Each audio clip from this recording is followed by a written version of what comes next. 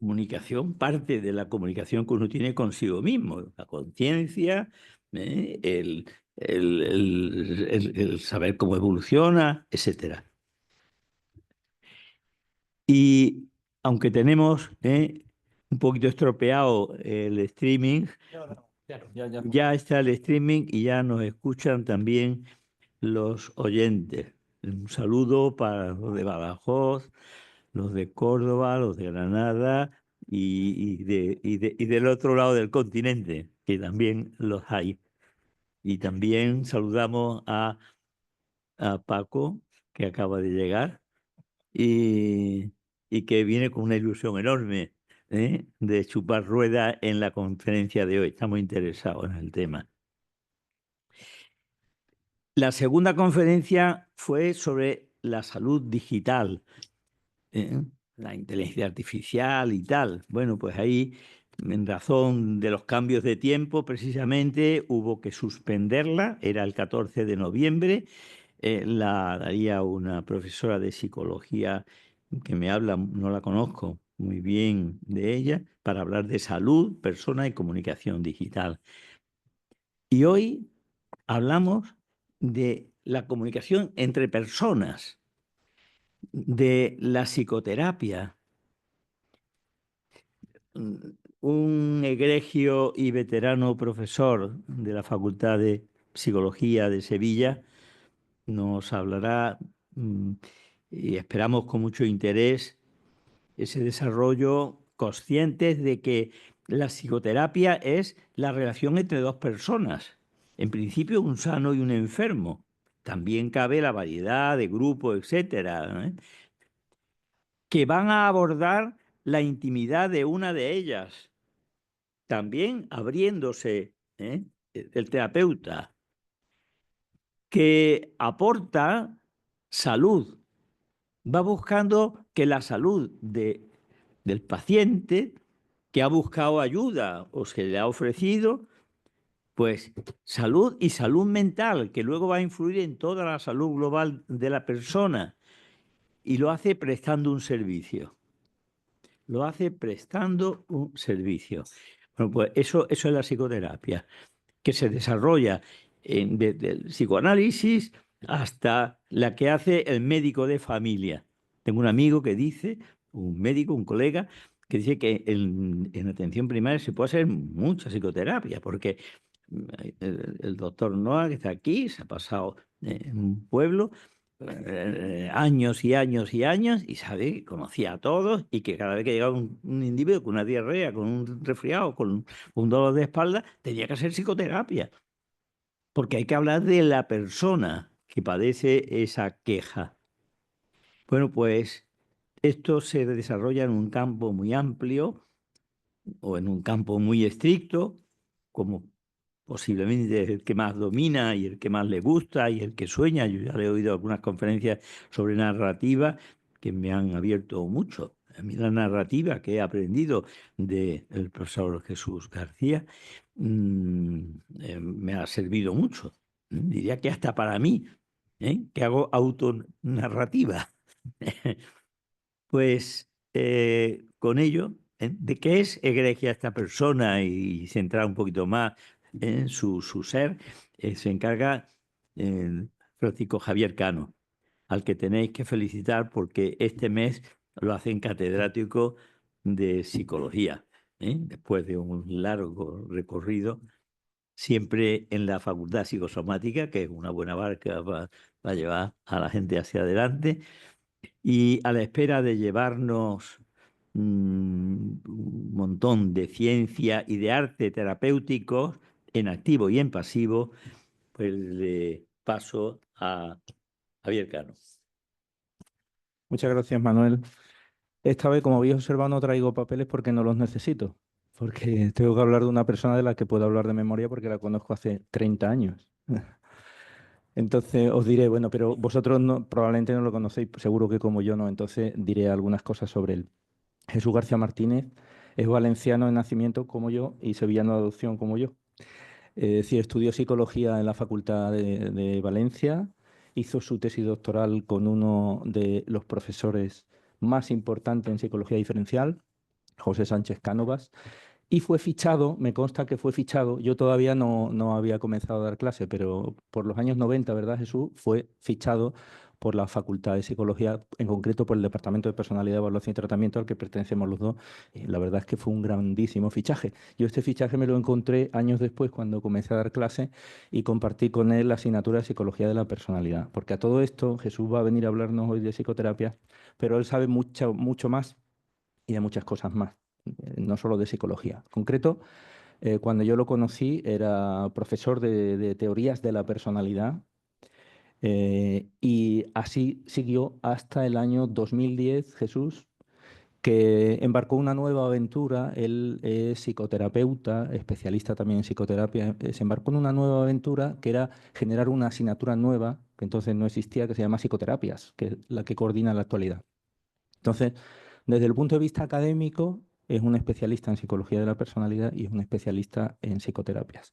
Dentro de las psicoterapias, como decía antes Manolo, específicamente en la psicoterapia constructivista, y eso se puede decir de muy pocos, de muy pocos académicos y profesionales en España hoy. Es decir, es una vertiente. Es más, todavía se puede especificar un poquito más, que se notará en su presentación cuando él hable de la terapia narrativa, que ha comentado también Jesús, ¿no? Entonces, Manolo. Entonces, de lo que nos viene a hablar hoy, me hacía un poco de... Creo que es una ocasión un poquito más especial de lo normal, porque él no sé si lo va a decir, pero yo ya lo digo, se nos jubila, pasa mejor vida, y se nos va, y ha tenido el detalle, como buen socio de la SAM que es, igual que todos nosotros, de pasarse por aquí antes de marcharse, por lo menos para disfrutarlo en persona. Luego ya en el futuro lo podremos disfrutar telemáticamente, probablemente, pero en persona ha querido pasar por aquí. Casi yo creo que lo anterior que hizo fue ni más ni menos, por lo menos lo que yo lo haya visto, fue la lección inaugural de la promoción nueva de estudiantes de psicología que empezó en septiembre, la lección inaugural que se llamó Narrativas de la Narrativa, ¿verdad? Eso hizo un repaso excepcional. Entonces, como Manolo ha comentado, él nos viene a hablar de la comunicación, puesto que es el lema de este itinerario, la comunicación en psicoterapia, que es su especialidad. Como tiene muchas cosas que decirnos, ¿verdad, Jesús? Yo creo que le voy a dejar ya la palabra y luego tendremos, para tener luego un poquito de turno de preguntas. Muchas gracias, Jesús. Voy a usar hola. Sí, voy a usar el atril. Ante todo, bueno, agradecer a Manolo, en nombre de la Sociedad Andaluza de Medicina Psicosomática, la oportunidad de despedirme de ustedes con esta lección y felicitar desde luego a Francisco Javier. Será catedrático a partir del miércoles que viene y creo que es una de las cátedras más merecidas que hemos tenido en el departamento. Y bueno, llevamos mucho tiempo compartiendo la asignatura, después otros elementos, a pesar de que yo hace tiempo no estoy en la asignatura desde 2009, pero sí que es verdad que estoy en psicoterapia desde 1999. Durante 10 años compartí las dos materias. Y nada, enhorabuena, Francisco Javier. Muy merecido. Bien, la idea de hoy es hablar un poquito de cuál ha sido el periplo de cómo se ha estudiado en psicoterapia la comunicación. Y cuál es el estado actual de la cuestión. Eh, Así que bueno, voy a... ¿No quiere pasar?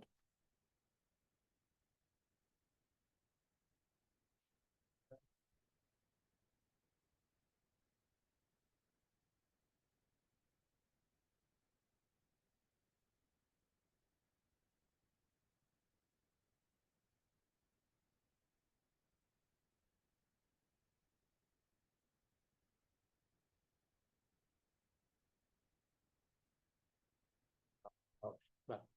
Bueno, de entrada, como bien decía Manuel en la introducción, la psicoterapia es un marco de relación entre dos personas. Un marco de relación que se da en un marco institucional, entendiendo por marco institucional que no es una conversación informal. Un marco institucional puede ser una consulta privada o un sistema nacional de salud. Y dentro de ese marco, que cada tipo de marco tiene sus reglas y sus posibilidades, se produce un contacto para hacer algo que es lo que los lingüistas llaman una conversación constructiva. Hay conversaciones que son autocontenidas cuando hablamos del tiempo, porque no se nos ocurre otra cuestión más que hablar, o cuando tenemos una conversación informal, pero hay conversaciones que están destinadas a conseguir algo, a buscar un objetivo. Eso es una conversación constructiva. Y por lo tanto, toda conversación terapéutica tiene un objetivo. Básicamente, recuperar el estado de salud mental del cliente, ¿no? Bien, evidentemente esto empezó hace más de 130 años, ¿no? El análisis de la comunicación en psicoterapia, por supuesto, empieza con la propia psicoterapia, empieza con Freud, donde Freud fue el primero que planteó la idea de que para trabajar tenemos que... Él planteó dos criterios. La conversación se tiene que basar en un criterio que es la escucha flotante. Es decir, no podemos tener un objetivo previo, porque el objetivo lo determinará la propia conversación. Verán que esto sigue estando presente de una manera probablemente mucho más sesuda, mucho más protocolizada, pero el objetivo pertenece al cliente. Por lo tanto, no podemos tener un objetivo a priori, y eso es la esencia de la escucha flotante. La escucha flotante se determinaba inicialmente a través de dos procesos que tienen que ver con la memoria, la saliencia y la frecuencia. Algo destaca o algo se repite. Y por lo tanto, ahí es donde voy a centrar mi atención. A partir de ahí, y después de un proceso terapéutico largo, lo que se consigue es una respuesta personal. A esta respuesta personal, Alejandro Ávila, probablemente el último catedrático de psicoanálisis de España, recientemente jubilado también, lo llamaba subjetivización. Es decir, el hecho de que aparece un sujeto, aparece alguien que dice, esta es mi vida, y puede contar un relato sobre su vida. El segundo paso en importancia fue el que plantea Rogers. Aviso navegante, el primer estudio sobre eficacia de la psicoterapia no es el que hace Eisen en el año 52, es el que empieza Rogers a mitad de los años 40. De hecho, en su obra de 1951, un año antes del escrito básico de Eisen sobre la eficacia de la psicoterapia, Rogers ya concluye algunas ideas que, bueno, irán madurando a lo largo del tiempo. Lo que plantea Rogers es que para poder ayudar al otro a cambiar hay que entender al otro, hay que entender al cliente. Volvemos a la misma idea de la escucha flotante. No puede haber un objetivo que es a priori, sino que el objetivo dependerá de la vivencia, en este caso la vivencia emocional de la persona. Roger indicó que hay una serie de características que son las que en cualquier caso facilitan el cambio, y en ausencia de ellas el cambio no se puede dar. La necesidad de entender al otro, la necesidad de aceptarlo y también la necesidad de que el terapeuta esté en equilibrio. Solo una persona que esté en equilibrio puede ayudar a que aparezca el equilibrio en la otra. Y por lo tanto van a establecer una relación que por primera vez es una relación que se define como significativa. La relación era significativa también en el psicoanálisis, pero Rogers es quizá el primero que hace un énfasis importante en la necesidad del contacto. En la necesidad del contacto. La terapia psicoanalítica ortodoxa era quizá más distante. A estos dos primeros elementos habría que añadir otros dos, que, digamos, uno es previo probablemente a la aportación de Rogers y otro es paralelo en el tiempo, que son el que viene de la visión fenomenológica. Ahí tienen a Binswanger, y Binswanger lo que dice es, vale, no solo tenemos que entender al otro, sino que tenemos que entender el sentido que el otro da a la vida. A diferencia de otros colegas, yo considero que el origen de la terapia narrativa no es la sistémica. El origen de la terapia narrativa es la fenomenología existencial, que es la que proporciona los pretextos. Un pretexto es lo que antecede al texto, literalmente. Y los pretextos son nuestras vivencias emocionales.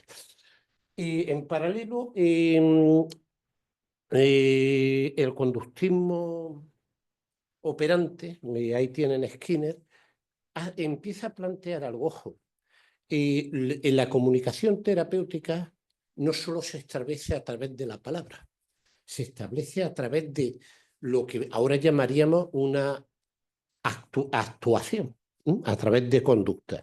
Y lo que el terapeuta tiene que negociar con el cliente es la relación que hay entre sus conductas y sus consecuencias, porque es que resulta que lo actuarial, lo que se hace, es también una forma de comunicación.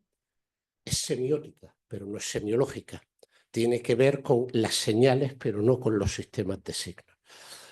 Aunque es verdad que probablemente Skinner no estaría demasiado de acuerdo con esto, pero lo que está claro es que si yo le tiro algo a alguien, eso es comunicación.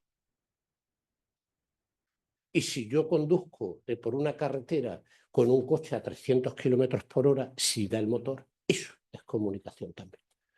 Y eso va a tener unas consecuencias para mí. Es verdad que de la propuesta de las propuestas de Skinner y de la propuesta de Rogers aparece lo que vamos a ver en el segundo momento. Pero antes de eso, todos los terapeutas llegaron a la consideración de que, bueno, la empatía es un proceso. Si la empatía es lo básico en la comunicación, la empatía es un proceso. Los terapeutas no somos empáticos, ni dejamos de serlo. Eso es una cuestión de personalidad. Y la personalidad como rasgo no tiene que ver con la empatía como proceso. De hecho, hay algunos estudios de psicología de la personalidad de los terapeutas que tienen unos resultados que podríamos considerar risibles, como por ejemplo que los terapeutas introvertidos y por lo tanto menos empáticos en términos de rasgos generan con algo más de facilidad la empatía terapéutica que los terapeutas extrovertidos. No hay diferencia en el tamaño del efecto, pero están por encima, lo cual tiene mucho sentido desde el punto de vista de la personalidad. Están haciendo una tarea y todos sabemos que los introvertidos están centrados en la tarea. Así, es así de fácil. La idea es que, bueno, lo que hemos hecho a partir de ese momento es enseñar a los terapeutas a generar empatía.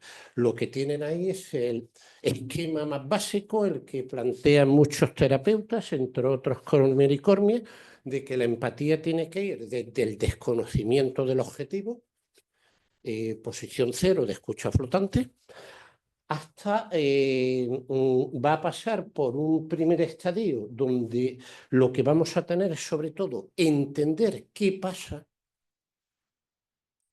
llegar a un tercer paso donde se entiende cómo pasa, es decir, se entiende cuál es la vivencia afectiva, emocional de la situación, porque no es lo mismo que yo tenga un problema con mi pareja o que tenga un problema con mi jefe, que está bien definido. No nos entendemos en esto y en esto, ¿vale? Pero si yo eso lo vivo como tristeza, es completamente distinto a si lo vivo como rabia. Entre otras cosas porque la tristeza es el estado emocional incompatible con la rabia. Y eso se sabe en psicología desde hace tiempo. La manera más más fácil de disolver la tristeza es evocar la hostilidad. Y la manera más fácil de disolver la hostilidad es evocar la tristeza. Son dos cosas completamente distintas. Y después lo que aparece es un plan en dos fases, donde tenemos una posición donde primero se establece, digamos, un marco general de trabajo. Estaría bien avanzar en esta posición y después ese marco se concreta en un plan específico que incluye el uso de determinadas propuestas, técnicas o lo que sea. Verdad que la investigación actual en psicoterapia nos dice que la técnica es lo que menos tamaño del efecto tiene en el cambio. Y por lo tanto, esa técnica específica, lo que nos diría la investigación ahora no es la técnica que sabe usar el terapeuta. Por supuesto, el terapeuta deberá saber usarla. Pero el terapeuta tendrá que adaptarla en la medida de lo posible a las consideraciones, si quieren, personales del cliente. La mejor técnica es la que cuadra mejor con la vivencia del cliente a todos los niveles.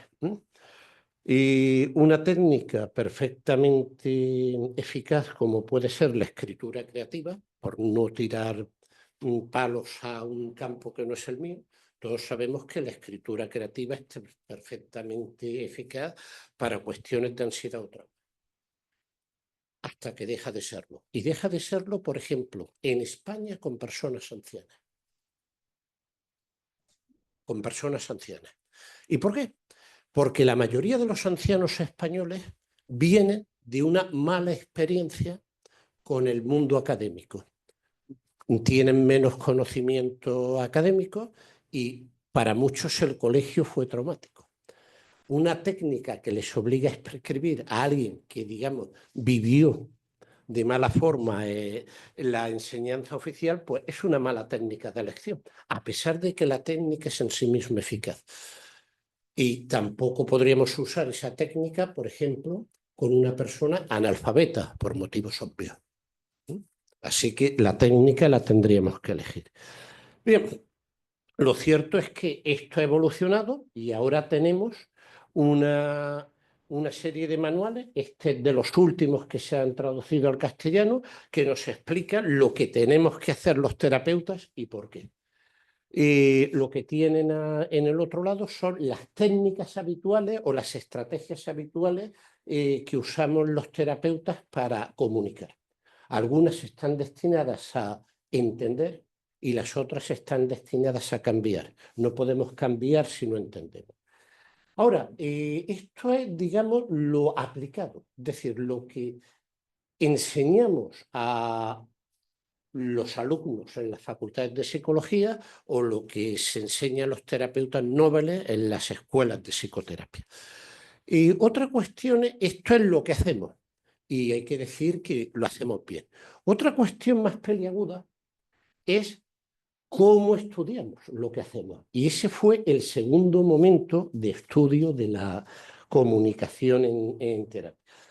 Sabemos que, bueno, la psicoterapia es un uso sociolingüístico de una conversación constructiva, que tenemos que lograr entender para poder cambiar. Ese entendimiento nos lleva a una serie de acciones específicas y que la conversación tendrá que tener estas características imprescindibles que indicaba Roger. Básicamente, el desarrollo de la empatía y la aceptación del otro como individuo. Es decir, tú puedes haber hecho algo malo, te puede estar pasando algo malo, pero sigue siendo una persona, sigue siendo alguien variable. En realidad, para llegar a eso, lo que tenemos que hacer es subjetivizar, ¿no? Lo que dice Alejandro. Y subjetivizar es dar una respuesta personal. Primera conexión con la filosofía. Es decir, la psicoterapia es estética. Lucas define lo estético como la concreción individual de un universal. Es decir, una conversación que está destinada al cambio solo podrá cambiar si se cambia así. de esta forma, de la forma que es adecuada conmigo. Así que la psicoterapia tiene que ser efectiva, pero también tiene que ser, en términos filosóficos, estética. Tiene que ser el tipo de terapia que me cuadre a mí. El segundo paso fue, vale, esto ya lo sabemos, pero ¿cómo narices lo estudiamos? Porque es verdad que especialmente a partir de los años 60, la psicología en general y la psicoterapia en particular entraron en un momento donde era necesario no solo mostrar lo que se hacía, sino demostrar por qué se hacía. Y entró en un momento de una mayor operatividad de los estudios en todo, incluyendo también en la conversación terapéutica. Y durante casi medio siglo, entre 1950, principios de los 60, los años 90, incluso los años 2000, se plantearon un montón de propuestas de qué categorías eran las que estaban presentes en el diálogo terapéutico y cómo podíamos detectarlas y de alguna manera medirlas. Evidentemente, el objetivo que había debajo de esto era, si conocemos esas categorías, podremos usarlas de una manera intencional para promover un cambio terapéutico más rápido. Y aquí se basó en una lógica donde la guía de la investigación era la teoría, entendiendo como teoría los contenidos que cada modelo terapéutico indicaba que eran necesarios o imprescindibles para cambiar. Y aparecieron durante 40 años un número abrumador de propuestas de codificación de la comunicación terapéutica que, bueno, evidentemente terminaron siendo confiables. Se sometían a análisis en paralelo de jueces ciegos, convergencia de categorías, análisis de contenido que terminaban por depurarse y por eliminar las categorías que no resultaban coherentes. Y bueno, y esto tuvo dos grandes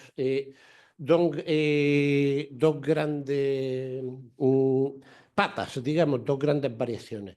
Una, el estudio exclusivo de las verbalizaciones del terapeuta, que en el fondo lo único que añadieron fue lo siguiente.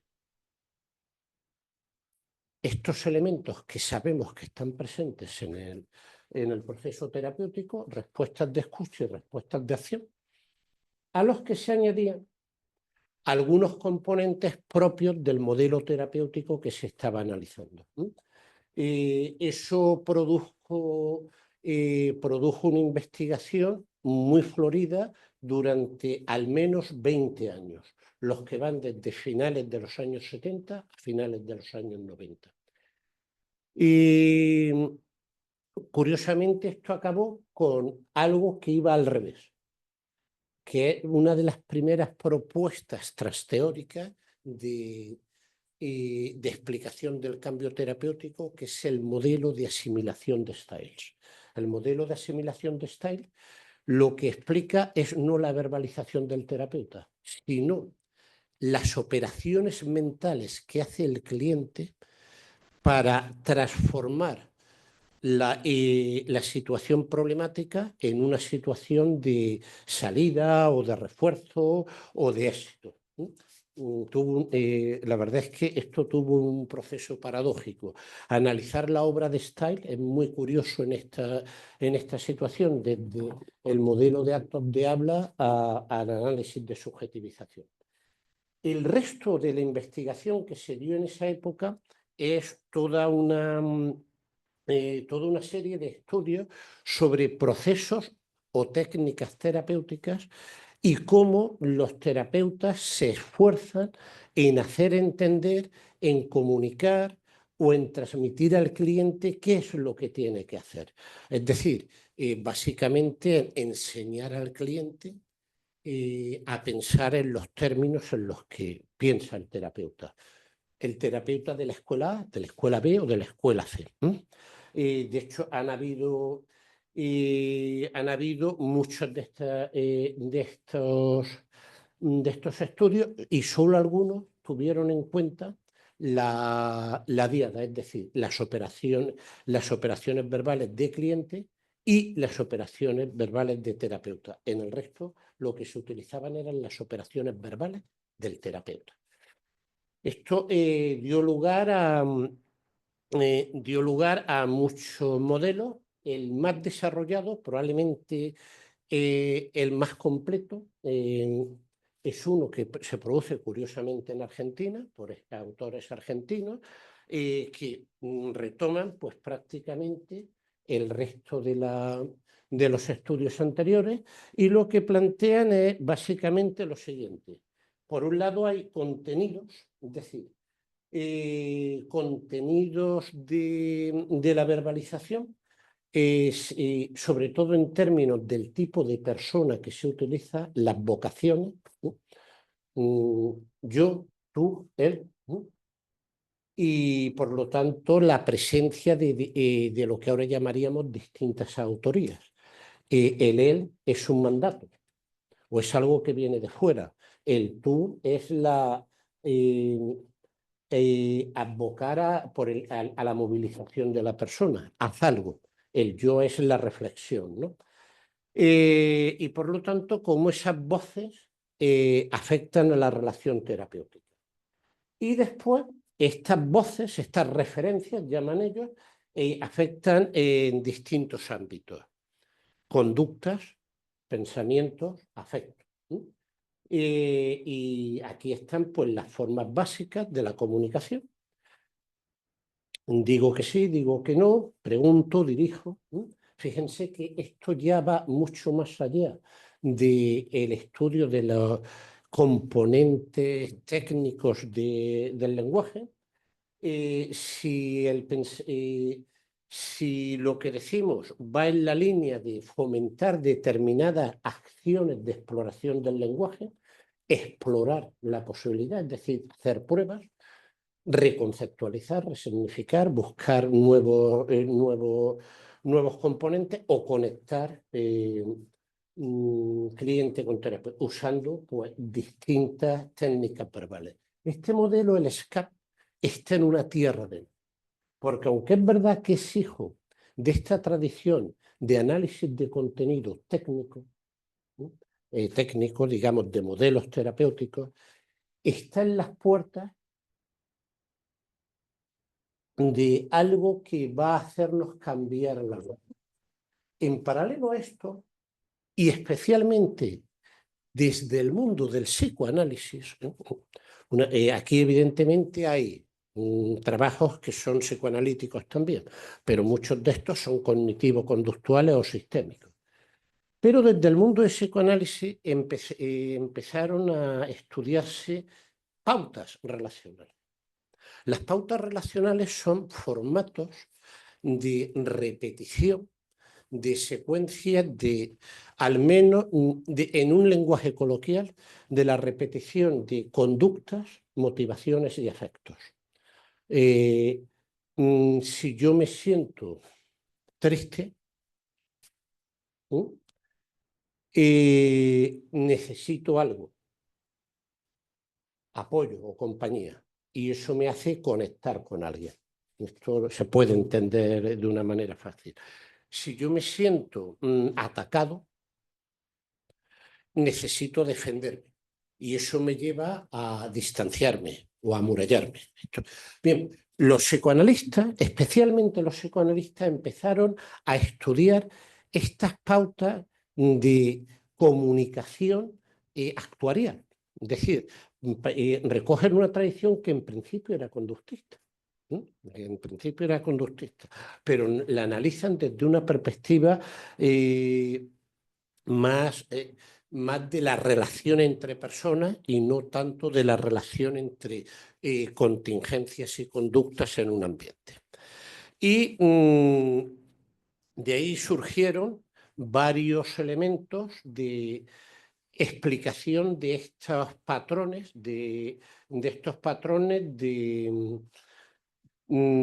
relación de conductas, afectos y motivaciones.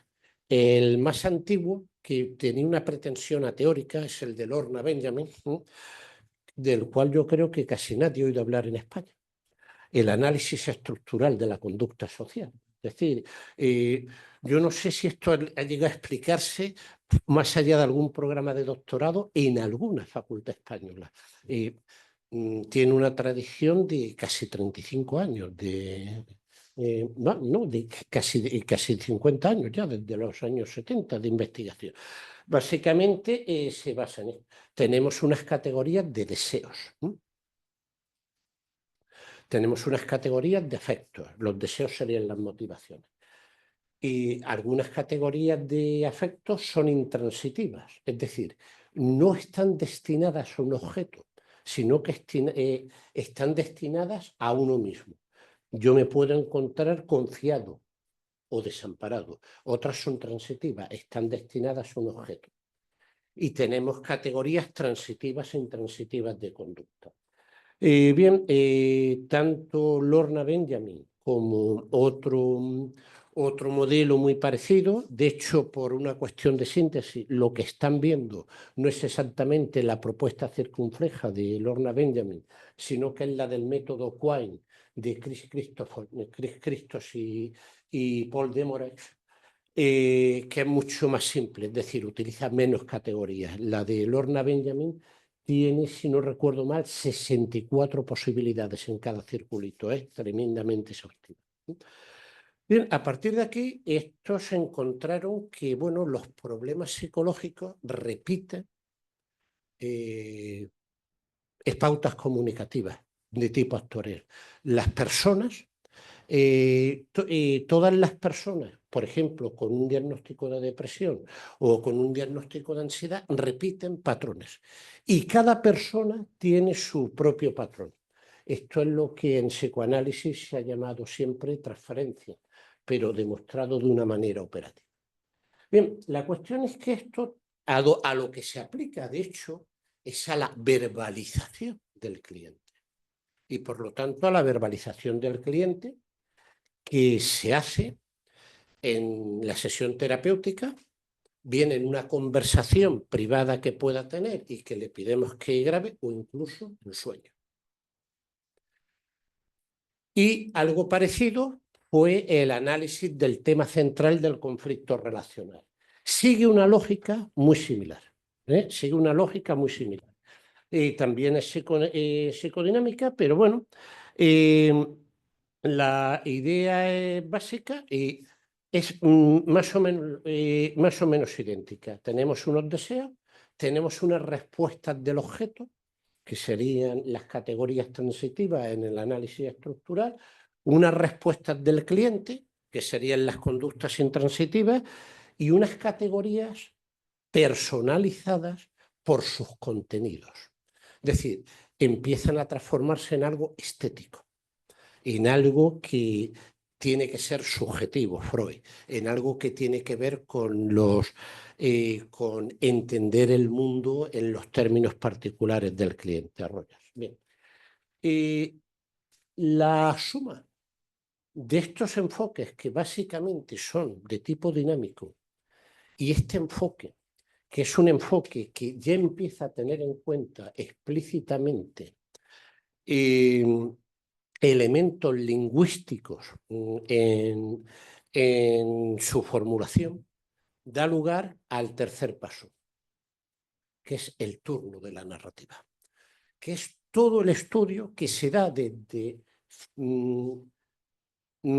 principios del siglo XXI ya, en el estudio de la comunicación terapéutica basado exclusivamente en términos narrativos. ¿Esto qué quiere decir? Que no hay categorías teóricas a priori. Las categorías van a surgir del análisis de abajo a arriba de lo que se da en terapia. de lo que se da en terapia. Después va a resultar que los resultados no difieren demasiado, pero es verdad que el enfoque de conseguir cuáles son esas categorías es totalmente distinto. De hecho, lo que se van a estudiar no son categorías teóricas, sino funciones internas del relato, categorías lingüísticas, muy en la línea de lo que aquí aparece indicado como formas básicas o como criterios de referencia. Bien. Aquí quizá la idea primera fue una de finales de los años 90 y principios de este siglo, que es la idea de que hay una estructura narrativa y que configura lo que estos autores llamaron una narrativa prototipo. Coincide básicamente tanto con la idea del conflicto relacional del núcleo de rol, como con los hallazgos del grupo de Lorna Benjamin sobre estructura básica. Cada paciente repite sus patrones y además cada problema repite su patrón. Partieron de un procedimiento de teoría fundamentada, es decir, recogen evidencias de casos terapéuticos y empiezan a analizarlos con estructuras puramente lingüísticas. Vamos a ver los patrones que se repiten, las ideas que se repiten y vamos a agruparlas, vamos a agrupar los resultados, partiendo de una lógica propuesta por Angus. Angus es probablemente la primera persona que en Canadá, es una terapeuta canadiense, la primera que planteó que había que hacer un estudio específicamente narrativo de la conversación terapéutica. Y planteó que toda conversación tiene 3 características narrativas básicas. La estructura. Y la estructura es la coherencia discursiva, es decir, yo solamente puedo llegar a entender algo si eso es coherente. Coherencia quiere decir que las distintas partes del relato están conectadas entre sí. Y están conectadas en términos de que lo que pasa en lo que se describe es correspondiente con lo que pasa en lo que se siente o lo que se piensa. Y que además las cosas están en correspondencia con el contexto en el que ocurren. Y por lo tanto hay, digamos, una especie de patrón de continuidad donde podemos ligar unas partes con otras. Por ejemplo, cuando estudiamos las patologías psicóticas, nos encontramos que básicamente lo que falla es la estructura. El lenguaje psicótico es aestructurado. Y muchas veces falla algo tan simple como la falta de organización temporal de la secuencia de hechos. Y cuando se ayuda al psicótico a reorganizar las líneas del tiempo, hay una recuperación impresionante, simplemente por la recuperación impresionante. Y también cuando se le ayuda a lo que en los estudios que nosotros hemos hecho aparece como el problema más importante de la estructura de coherencia en el caso de los psicóticos, que es la falta de correspondencia entre el afecto experimentado y lo que se está contando. Cuando se pueden entender o interpretar lo que ocurre en términos afectivos comprensibles y se le da sentido a esos sentimientos, también hay una recuperación importante. Y otro elemento que indicó Angus es la idea de contenido. Una buena conversación es variopinta. A nosotros nos gusta la gente que no nos aburre. Y la gente que no nos aburre es la gente que es capaz de adecuar su discurso a distintas cosas. Lo que ocurre es que el discurso patológico es aburrido, es monotemático. Yo estoy mal, estoy mal, estoy mal, estoy mal, y por lo tanto solamente hay una posibilidad. abrir el discurso a otras cuestiones que están al margen del problema ayuda a recuperarlo. Y después está la cuestión de la complejidad. La complejidad es la tercera variable narrativa en curso. La complejidad es, digamos, el número de conexiones que se establecen entre unas partes y otras. Parece la coherencia, pero es distinto. La coherencia es la continuidad, de tal manera que, digamos, no hay una contradicción entre partes y las partes se conectan.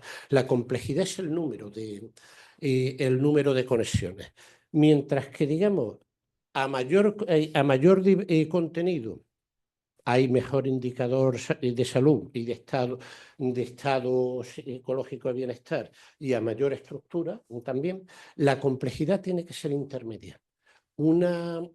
Una complejidad muy alta dispersa demasiado el contenido y de hecho es otra de las características del pensamiento de tipo psicótico. Bien, a partir de aquí, con todo lo que se intentó es crear, siguiendo la pista de lo que había hecho Lubowski con el análisis del conflicto nuclear de rol, una serie de narrativas prototipo, narrativas patrón que representasen distintos tipos de problemas psicológicos. Se utilizó también un criterio puramente lingüístico, que es la gramática, los elementos gramaticales que plantean Mandler y Johnson, que están sacados directamente de elementos de la sociolingüística. Toda conversación ocurre en un contexto, o todo cuento, si quieren, ocurre en un contexto. Toda acción o toda historia empieza por un acontecimiento precipitante. Yo llego a casa y no encuentro las llaves. ¿Qué hago entonces? Eso produce una respuesta interna, joder, empiezo a preocuparme. Y tengo un objetivo que es cómo puedo entrar en casa o dónde puedo pasar la noche. Y eso me lleva a una serie de acciones. Puedo intentar echar la puerta abajo, llamar a un amigo para pasar la noche en casa de Javier, irme a un hotel, y eso produce unos resultados. Y los resultados producen una finalización.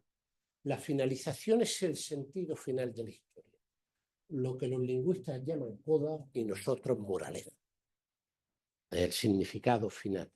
Bien, este tipo de investigación llevó a que es posible encontrar una narrativa prototipo casi para cada, en esto no voy a insistirle, casi para cada tipo de patología.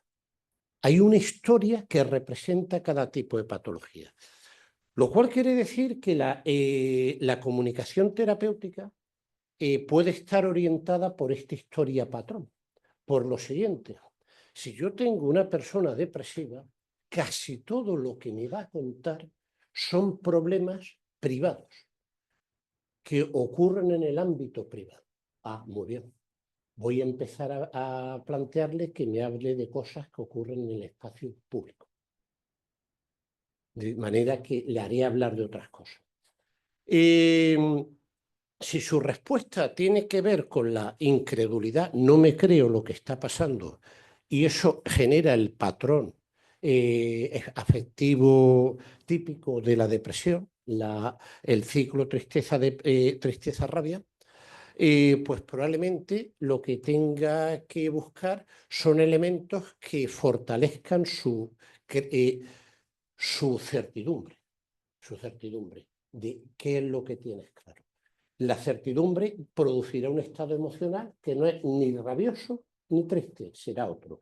Por lo tanto, esto me da unos patrones de por dónde tengo que ir manejando la conversación terapéutica. Bien, más allá de esto, y en paralelo a los...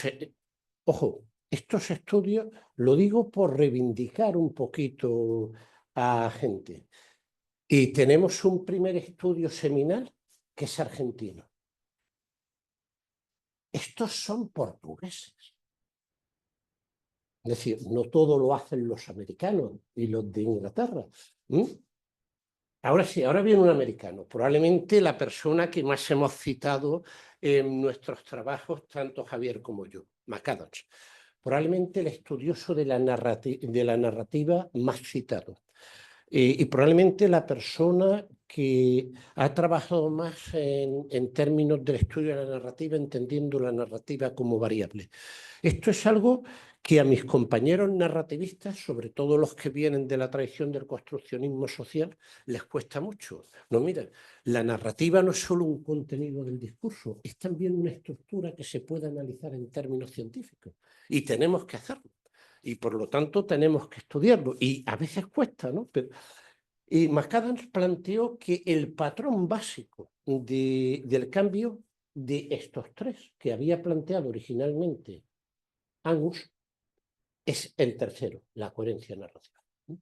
Y han hecho uno ha desarrollado un procedimiento muy simple porque en realidad es una calificación de jueces hecha en escala Likert de la calidad, de la coherencia de los discursos, ¿no?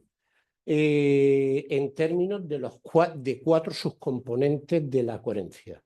La orientación, es decir, está bien descrito y está bien especificado qué ocurre y cuándo ocurre, y la línea de tiempo entre unos y otros. El afecto, recuerden que estos dos son los que más fallan, especialmente entre los psicóticos. La integración, que es la conexión entre unas partes y otras desde el punto de vista de la continuidad del significado, es decir, de que unas partes no están en contradicción con otras. Esta parte de integración es lo que más falla en casos de trauma o de violencia. En casos de trauma o de violencia lo que tenemos afectada es la integración. Yo no soy capaz de dar cuenta de mi experiencia en términos de lo que pasó antes y después. Yo antes era una persona feliz y ahora no lo soy. Cuando en realidad hay elementos de continuidad, de felicidad en ambas partes. Tendremos que conectarlas, ¿no? Y lo que deduce McAdams estudiando fundamentalmente textos terapéuticos es que el aumento de la coherencia está asociado a un aumento del bienestar psicológico y a una disminución de la psicopatología. Lo cual quiere decir que la conversación terapéutica tiene que ir destinada a aumentar la coherencia en estos cuatro ámbitos.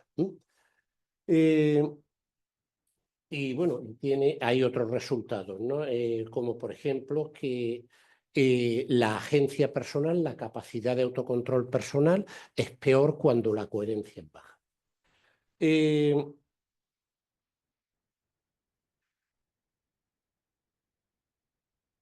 Recientemente, estos son unos colegas de Cataluña, ¿no? O sea, tampoco están muy lejos, y se ha diseñado algo que es una mejora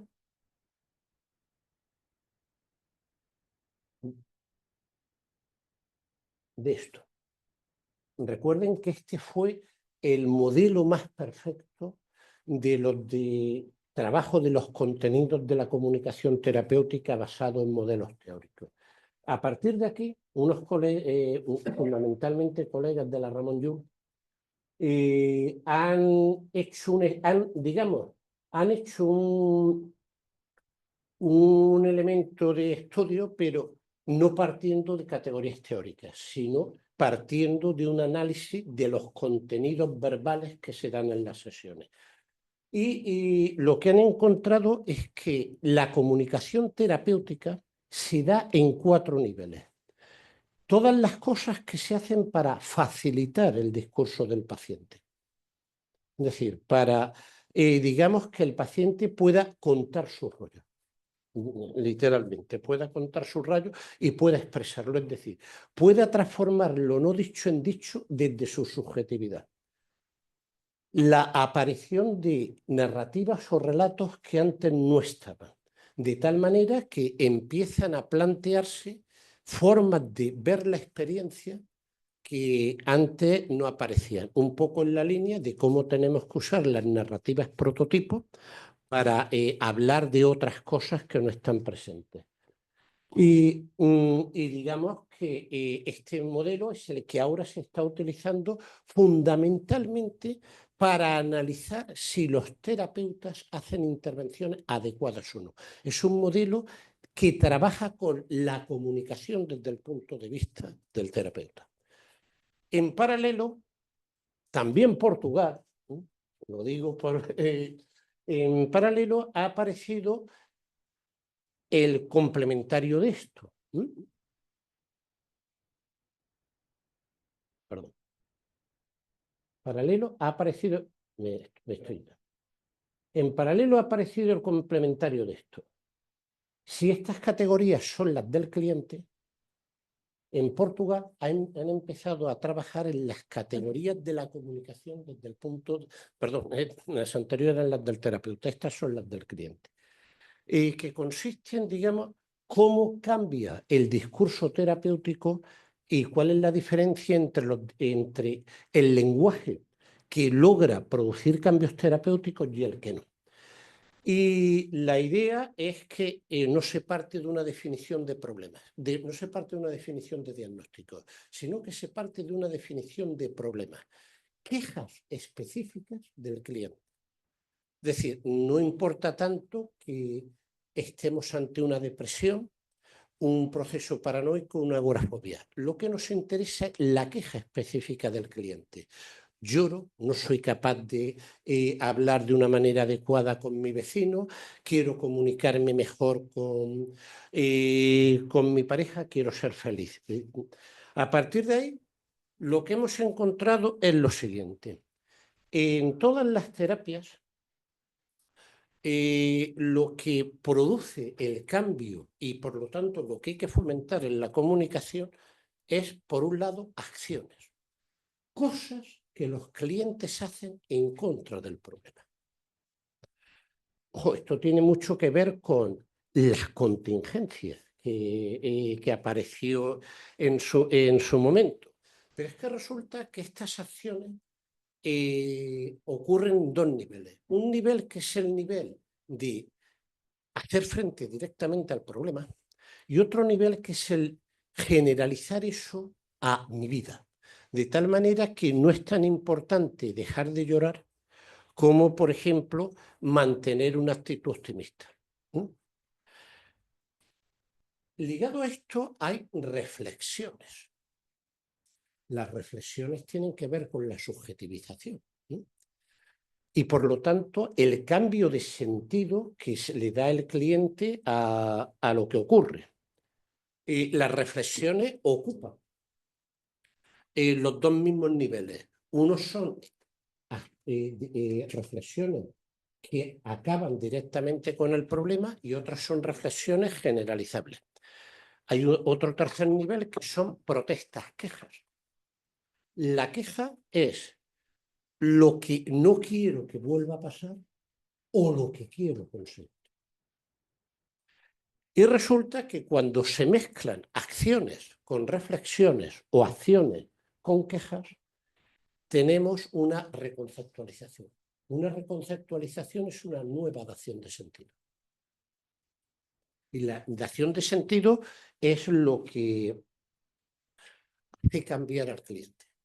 Así que lo que esto nos está diciendo es que lo que tenemos que fomentar son comunicaciones que promuevan acciones de alto nivel, reflexiones de alto nivel y reconceptualizaciones de alto nivel. Solo hay cambio terapéutico si reconceptualización. Y a medida que aumenta la terapia, si la terapia es exitosa, aumenta el número de momentos innovadores. Bien, también hemos estudiado momentos innovadores grupales. Es decir, cuáles son los cambios que se dan en la terapia de grupo. Les tengo que decir que el número de artículos publicados sobre esto es la abrumadora cifra de 6, uno de los cuales es de la Universidad de Sevilla. La abrumadora cifra de 6. Hay otros trabajos que son, digamos, tesis, comunicaciones, pero artículos hay 6. Por lo tanto, no hay una información que podamos considerar definitiva. Lo que sí que sabemos es que la diferencia entre los casos de fracaso y los casos de éxito en terapia grupal tiene que ver con la aparición de lo que llamamos refuerzos grupales. Los refuerzos grupales es básicamente la aplicación de los procesos piagetianos de asimilación. Es decir, lo que el otro dice sobre mí, yo lo puedo transformar en mis propios términos. Y por lo tanto me aprovecho de lo que otros dicen. Así que la intervención del terapeuta de grupo tiene que ir, de momento, con lo poco que sabemos, en 6 artículos, en avanzar en esta dirección. También sabemos que un elemento a cambiar en la terapia es la ambivalencia. Esto también es portugués. La ambivalencia es cuando la afirmación del cliente es una adversación sí, pero. He cambiado, pero esto no es importante. Sabemos que la ambivalencia frena el proceso terapéutico exitoso. Así que la conversación terapéutica tiene que ir hacia clarificar las situaciones de ambivalencia y resolverlas en términos de certidumbre. McAdams también ha planteado una idea de que, en general, las narrativas de salud son narrativas de redención. La redención es la antiambivalencia. La redención es cuando algo que es negativo yo le puedo sacar partido. La contaminación es casi un equivalente de la ambivalencia. Algo positivo se transforma en negativo. Y también sabemos, de hecho tenemos algunos estudios en esta dirección, hechos sobre todo con personas con trastorno límite de la personalidad, que es la presencia de redenciones en el discurso la que se asocia más al bienestar y al cambio, mientras que la presencia de contaminaciones en el discurso no predice un peor estado de salud. Lo que sí que sabemos es que al principio de la terapia hay muchas más contaminaciones. Y lo último es que resulta que nosotros cambiamos en términos de, esto también es de McAdams, McAdams es el narrativista que más citas tiene, nosotros cambiamos cuando las historias que contamos se asimilan a las historias de los héroes de ficción. De tal manera que nuestra vida personal se transforma en un reto para resolver problemas. Ojo, esto estaba presente, la idea de esta gramática que plantean Mandler y Johnson es la misma, es la historia de alguien que tiene que resolver un problema. Este es un macroestudio del año pasado, un artículo que tiene la friolera de 7 investigaciones publicadas al mismo tiempo, donde lo que plantean es que, bueno, básicamente orientar al cliente para que cuente su historia en los términos de plantearse un reto que tiene que superar y coger la estructura gramatical de las historias de héroes, es lo que va a producir un cambio terapéutico. Hay una crítica feminista, que creo que es razonable, que es que evidentemente las historias de hombres no son iguales que las historias de mujeres y que por lo tanto los ciclos de la heroína mujer, probablemente son distintos, ¿no?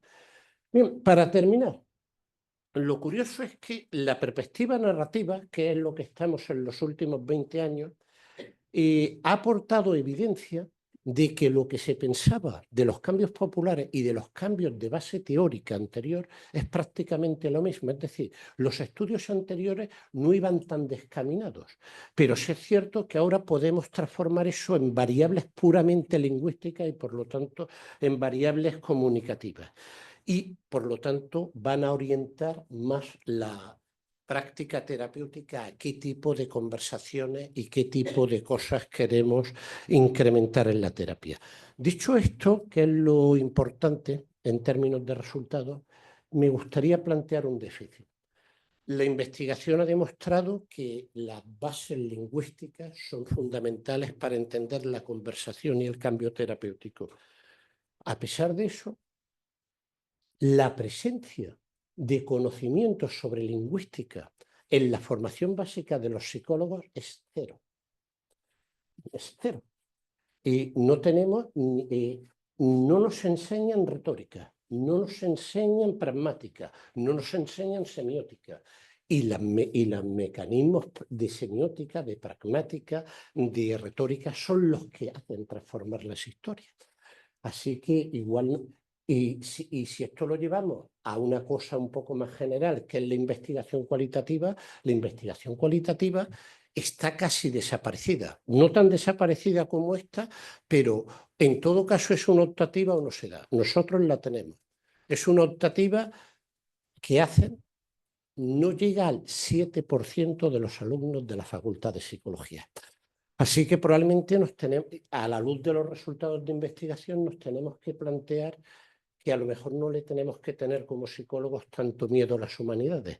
Las ciencias son también ciencias humanas, como la lingüística, y probablemente tendríamos que incorporarlos, porque esto es lo que nos va a enseñar a manipular.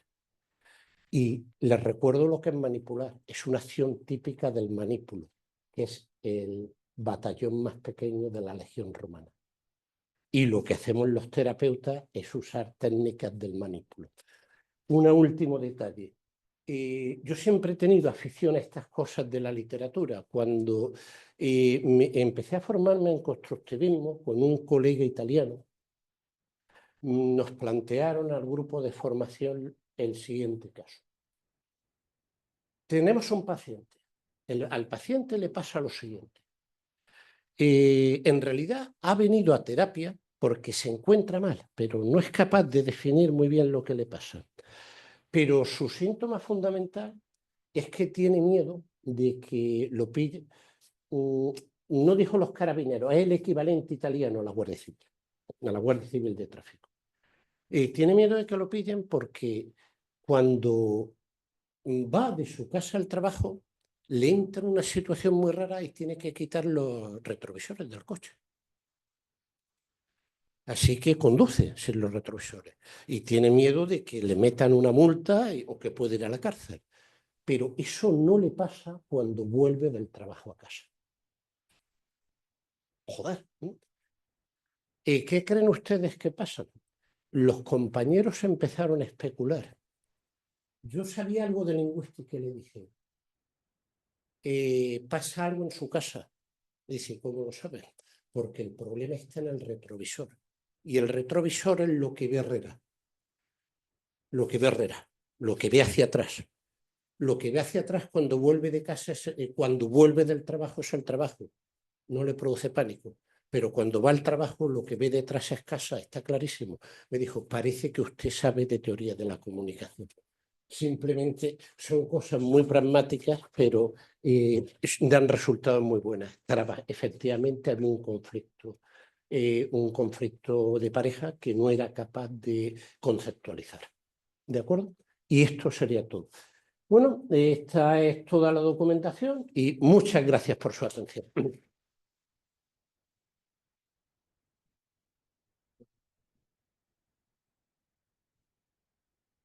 Tenemos que lamentar que esto lo cierran a las 9 de la noche y se va el individuo y nos deja dentro.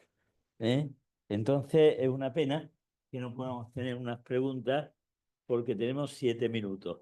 Yo creo que se pueden hacer hasta 7 preguntas, con tal de que sean una por minuto. Venga, el que quiera pregunta rápida y respuesta rápida. Tú sí, pero tú no. Una y cortita.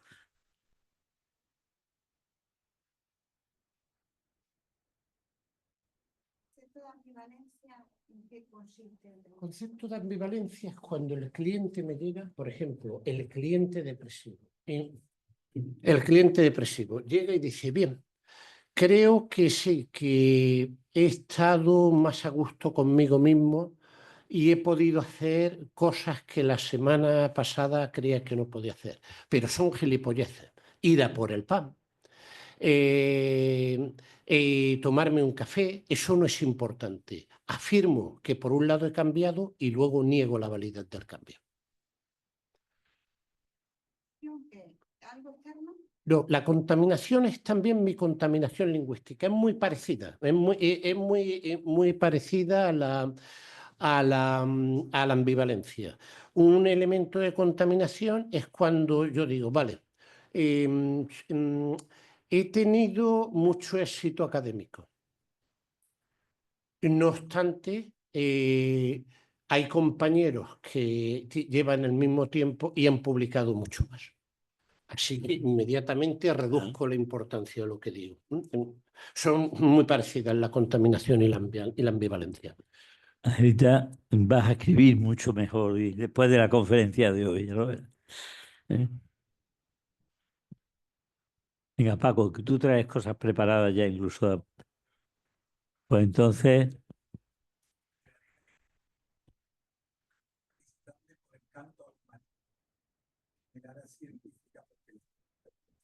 Totalmente. En la medicina, a paso de 8 años, una importancia brutal en la atención primaria. Todo el mundo sabía quién era su médico. Era don Tal, que conocía a toda la familia. Eso sanaba, eso curaba, eso evitaba exploraciones complementarias innecesarias. Pero además, eso nada. Hoy el paciente viene y sabe con quién se va a encontrar. Ese vínculo médico-paciente, mediante esa narrativa, una narrativa peculiar, porque es una narrativa discontinua. Con cada uno de los miembros. Y lo mismo que esa narrativa, me podría hablar de otra, lo que pasa que el tiempo no ocurre. Es la narrativa que se establece cuando se recoge a un paciente de la última tras sufrir un infarto de miocardio. Ahí hay un vínculo afectivo que nos tenemos que aprovechar de él para tratar de encauzar la vida con la vida. Y un ejemplo, yo empecé a trabajar con narrativa de una manera amateur, ¿no? Es decir, el relato antes del relato, con un paciente muy parecido que tuvo una crisis de enfisema tremendo. No es un infarto de miocardio, pero tuvo una crisis de enfisema tremendo. Y eso lo que le hizo fue cambiar su discurso acerca de su historia de vida. Y a partir de ahí se pudo producir el cambio.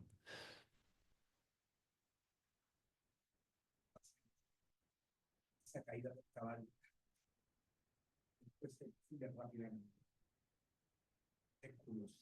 Por eso tienes que montar una cosa que se llama enfermos del corazón, que habrán visto mucha gente por ahí anuncios para conseguir prolongar eso en el tiempo.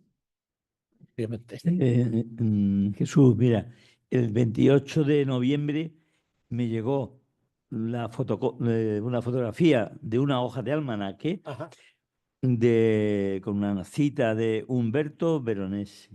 Y dice, es preciso volver a la medicina de la persona.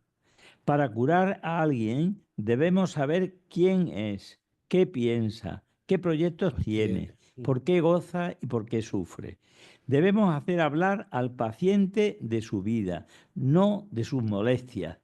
Diría después de sus molestias, pero fundamentalmente me parece que es perfecta, está muy expresiva de lo que estamos hablando y de lo que tú dices, ¿no? Correcto. Muy bien, Jesús.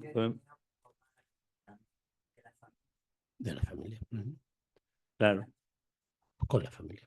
Sí, además no lo dice de hecho, este señor. Una parte muy importante de la narrativa de cualquiera es la narrativa que comparto con.